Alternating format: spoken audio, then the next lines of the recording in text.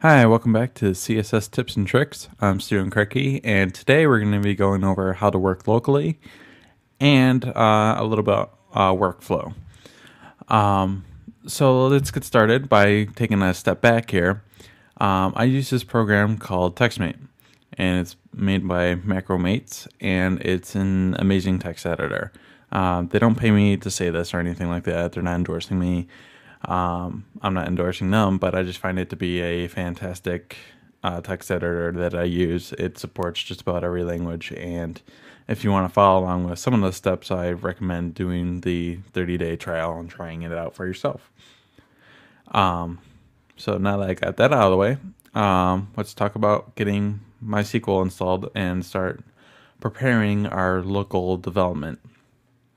So what you want to do, depending on you're running Tiger or Leopard, you need to install the appropriate MySQL package. You can also do the tar packages and compile and install everything yourself, but I prefer just having the package installer take care of all that for me so I don't have to worry about it. I'm not very good with MySQL, so I just leave it to the setup that I'll be showing you. So you can download the package for, let's say, Leopard. If you have an Intel chip, that would be x86. It's only 60 megs for the Leopard package, so it's pretty small. Once you do that, you will get an option to install the preference pane, which is right here, and you can start and stop the server and also have it start when you start up your machine. So it's pretty cool, and it saves me a lot of time just having it running right there all the time. Easy setup. Another thing we're going to talk about is getting your web sharing on. So you basically just want to have this on. If you turn it off, it'll give you, it'll just look like that. So you just click it to turn it on, easy like that, and that starts Apache on your machine, which is awesome. So Apache is already configured and running on your machine as soon as you click the web sharing button. Now, as you notice, it'll say your personal website. This is where you're going to go to view your site's folder. So let's see, if we open just my Finder here, if we go to sites, I put mine as a hot link on the left there.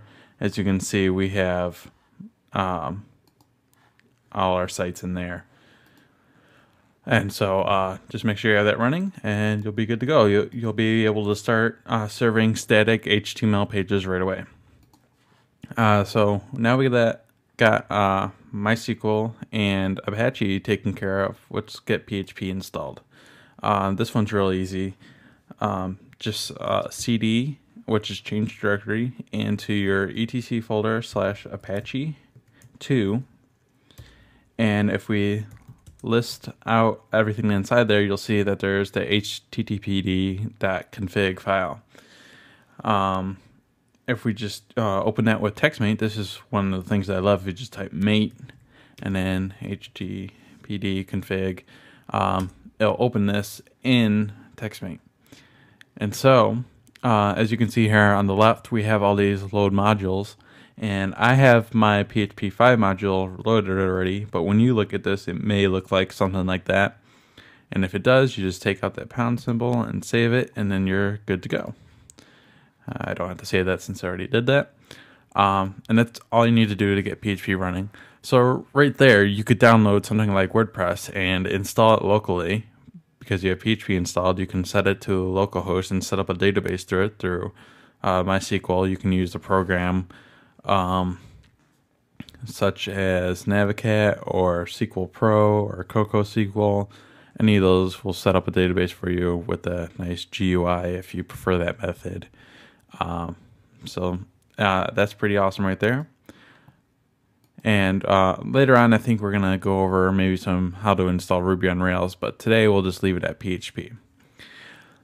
Today, I also want to talk about using Git. Git is an amazing version control system.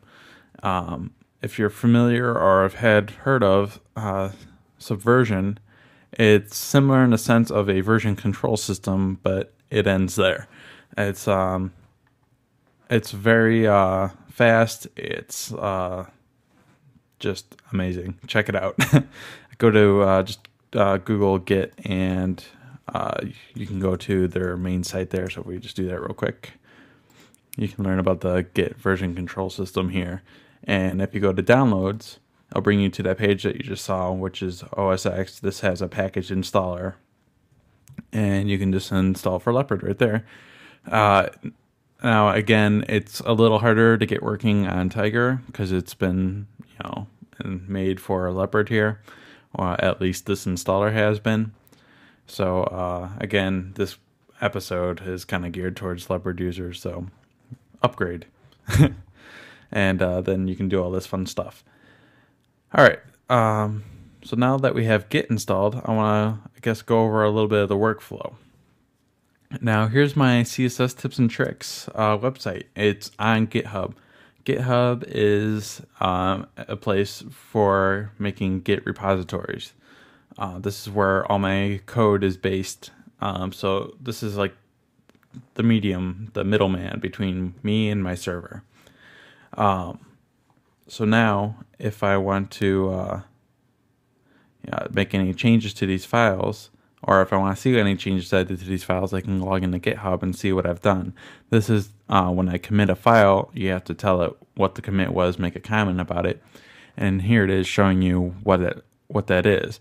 So I recently upgraded WordPress to 2.7, and so that's why all these files are changed like that.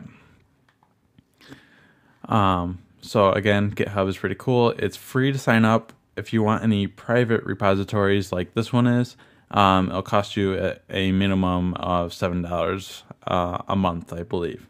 But it's totally worth it. You get like 4 private repos and unlimited public repos and 300 megabytes of space, which is plenty if you're doing smaller sites. Overall, again, I'm not getting paid to say this. It's just an amazing site. So let's kind of see how that looks. We have my terminal here. Let's see, we'll cd back into my main directory, and we'll cd again into my sites folder. So again, this is what I was talking about before, where Apache is running. Apache is running in my sites. So let's open up CSS tips and tricks. All right, take that back. We should open up my personal site, Stephen Korecki. I have some config files that I don't want people to see. So there we go. And now if I do mate period, it'll open my site right in TextMate. And here's my index page. It'll open that right up. And so here we go. So now we can start editing. And let's make a minor change. Let's add like a comment or something. So we'll just say, oops, that's not what I want to do. We'll say end menu, and we'll highlight that and give that a comment. And we'll save that. And so now if we go back into our terminal and say git status, you'll see that we have modified our index.html page. So now if I want to save that, I can say git commit dash A is for add, dash M is for message, and we're going to say demoing on CSS tips and tricks. And you just put that in quotes, and we'll do that, and it's committed. Now, this doesn't mean that it's live on GitHub yet. We still have to push it to GitHub. So to do that, all we have to do is say git push, and since it's already configured in my git config folder, it knows where to push all these changes to, which is my GitHub account. So now, if we go back to GitHub, let's open up a new window here, go to GitHub, and we'll go to my portfolio,